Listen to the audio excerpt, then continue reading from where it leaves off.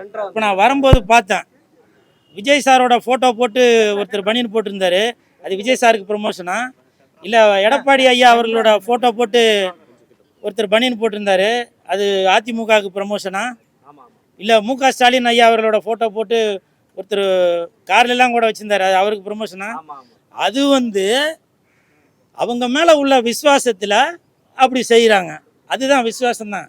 அது பொதுவாகவே நம்ம எதனா ஒன்று பண்ணாக்கா, இப்போ நான் அழுதாக்க அது நடிப்புன்னுவாங்க, நான் சிரிச்சாக்க அது நடிப்புன்னுவாங்க. நல்ல நல்ல கேள்வி கேட்டேன். இப்போ இவர் ஒரு நடிகர், இவர் சரிங்களா, நடிகர். இந்த படத்தில் நான் நடிக்கிறேன், இன்னும் பல விஷயங்கள் இருக்குது. அது படம் வந்ததுக்கப்புறம் அது நான் சொல்கிறேன். நான் இல்லை அதுதான், உங்களுக்கு ஏதோ ஒரு விஷயம் வேணும் இல்லையா? அப்படியா? என் போட்டோ போட்டு எப்படி வர முடியும்? ஏங்க Rajini sir Rajini sir photo போட்டே வருவாரா? கமல் சார் போட்டோ போட்டே வருவாரா? வரமாட்டாங்க இல்லையா? அதனால தான் அது. இப்போ என்னங்க வச்சுக்கலாம். கமல் சாரும் நடிகர் தான், ரஜினி சாரும் நடிகர் தான், கூல் சுரேஷும் நடிகர் தான், இந்த லெஜண்டும் நடிகர் தான். இதுல என்ன மாற்று கருத்து இருக்கு? இப்போ நீங்க அந்த கேள்வி கேட்டதுக்கு மிக்க நன்றி. 41 வயரை எடுத்துட்டு சிஎஸ்கே 41 வயரை எடுக்க நல்ல கேள்வி கேட்டீங்க. விரைவில் அதற்கான அறிவிப்பு வரும், சரிங்களா? இப்போ கூட நான் லேட்டாக வந்திருக்கேன், பூஜை முடிஞ்சிருச்சு.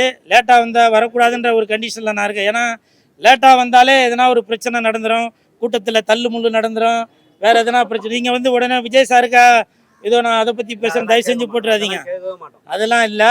நான் லேட்டாக பாண்டிச்சேரி சாருக்கு தெரியும், பாண்டிச்சேரியிலேருந்து வந்தது நம்ம திருவாமியூர் தாண்டினோன்னா பயங்கர டிராஃபிக்கு, அதனால் வரதுக்கு லேட் ஆகி போச்சு. இப்போ நான் வந்திருக்கிற படம் குடும்ப அட்டை, அந்த படத்தோட பூஜைக்கு தான் வந்திருக்கேன். இந்த படத்தில் நான் நடிக்கிறேன். சார் அப்புறம் அதையும் கேட்பார், என்ன நீங்கள் லெஜண்டோட ஃபோட்டோ போட்டு வந்திருக்கீங்க, இதில் உங்கள் ஃபோட்டோ போடலையா அப்படின்னு.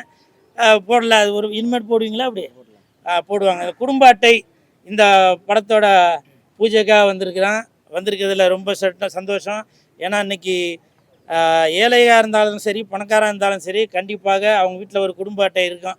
அதில் எந்த ஒரு மாற்று கருத்துமே இல்லை. ஏன்னா அந்த குடும்ப அட்டை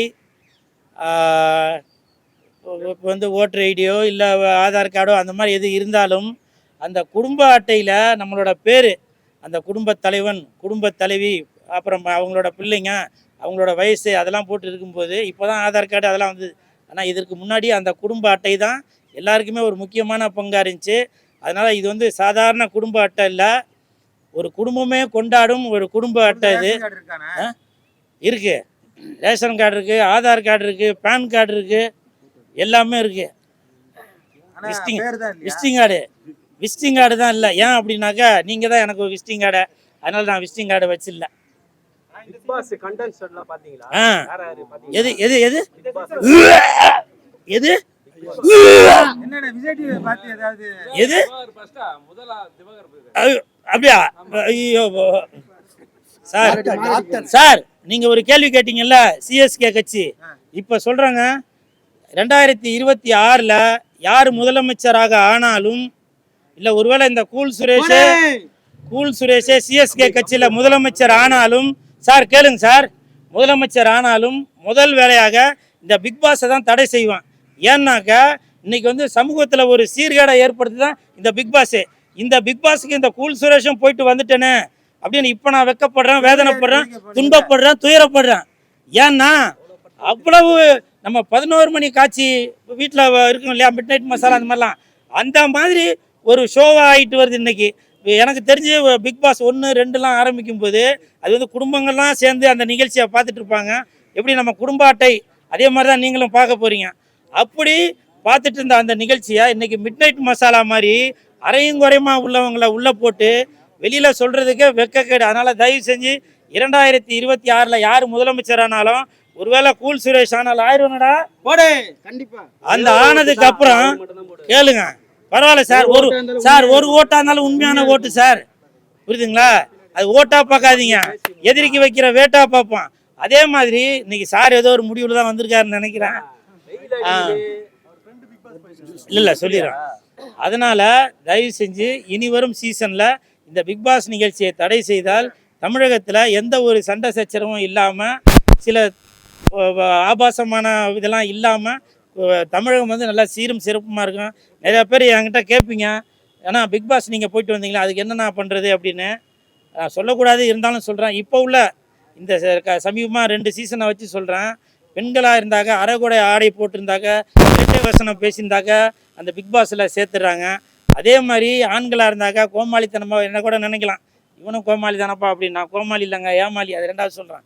அந்த மாதிரி கோமாளித்தனமோ இல்லை ஏதோ கிறுக்குத்தனம் பண்ணிவிட்டு யாரையும் மதிக்காமல் அப்படி ஒரு மண்டகனமாக இருந்தாக்க அவங்கள தூக்கி உள்ளே போடுவாங்க. நல்ல திறமை உள்ள மனிதர்கள், அது நானாக இருந்தாலும் சரி, எனது உடன்பிறவா தம்பி ரமேஷ் அவர்களாக இருந்தாலும் சரி, அந்த ஹீரோயின் தானுங்க இல்லைங்க, இவங்களாக இருந்தால் இந்த மாதிரி திறமை உள்ள ஆளுங்களை நீங்கள் பிக் பாஸில் போட்டு அவங்களோட திறமை வெளியே கொண்டு வரதுக்கு நீங்கள் ஒரு முன்னுதாரணமாக இருக்கலாம். இதில் கூட இப்போ வந்திருக்க அந்த 20 பேரில் ஒரு 2 பேர் அவங்க வந்து நல்லா பர்ஃபார்ம் பண்ணி அவங்க தான் ஜெயிப்பான்னு நினைக்கிறேன். ஒன்று அந்த மீனவ பொண்ணு, அந்த பொண்ணு நான் அதோட இதெல்லாம் பார்த்தேன். பரவாயில்ல, அவங்க வந்து மண் சார்ந்து இந்த சமூகத்திற்கான நல்ல விஷயங்கள் சொல்லிட்டு வராங்க அந்த மீனவ பொண்ணுன்றவங்க. அப்புறம் இன்னொன்று அந்த ஸ்டேஜில் ஆடுறவங்க ரம்யாவோ ஏதோ ஒன்று நினைக்கிறேன் அந்த பேர், அவங்களும் கஷ்டப்பட்டு தான் வந்திருப்பாங்க. இந்த மாதிரி ஆளுங்களை நீங்கள் கொண்டு வந்தீங்கன்னாக்கா அது விசேஷமாக இருக்கும். சரிங்களா? நல்ல கேள்வி கேட்டேன். குடும்ப அட்டை இல்லாதவங்க இப்போ வந்து ஸ்டாலின் ஐயா அவர்கள் வந்து ஒரு திட்டம் கொண்டு வந்திருக்காங்க. சனி ஞாயிறில் ஒரு கேம்ப்பு போட்டிருக்காங்க. அந்த கேம்புக்கு போங்க. உங்களுக்கு குடும்ப அட்டை இல்லையா, அவங்க கேட்குற ப்ரூஃபை கொடுத்து குடும்ப அட்டையில் நீங்கள் இணைஞ்சிக்குங்க. அரிசி தராங்க, பருப்பு தராங்க, எல்லாமே தராங்க. சரிங்களா? இந்த படத்தோட கதாநாயகன் ப்ளஸ் டைரக்டர் ரமேஷ் அவர்களுக்கு என் மனமார்ந்த வாழ்த்துக்களையும் நன்றிகளையும் தெரிவித்துக் கொள்கிறேன். கதாநாயகி உங்கள் பேருங்கம்மா ஏஞ்சல் அவர்களுக்கும் மனமார்ந்த வாழ்த்துக்களை தெரிவித்துக் கொள்கிறேன். அப்புறம் தயாரிப்பாளர் கமலேஷ் வந்திருக்காரா, கமலேஷ் அவர்களுக்கும் மனமார்ந்த வாழ்த்துக்கள். ஏன்னா இது வந்து இன்றைக்கி ஒரு சின்ன டீமாக இருந்து இந்த படத்தில் நானும் ஒரு கதாநாயகன் தான் அப்படின்னு சொல்லி இயக்குனர் அவர்கள் சொல்லியிருந்தாங்க. அவருக்கும் என் மனமார்ந்த நன்றி. இந்த மாதிரி படங்கள் சார், இது படத்தை பற்றி தான் சார். அதனால் இந்த படம் குடும்ப அட்டை கண்டிப்பாக குடும்பங்கள் கொண்டாடும் படமாக தான் இருக்கும். நீங்கள் படத்தை பாருங்கள், என்ஜாய் பண்ணுவீங்க. சரிங்களா?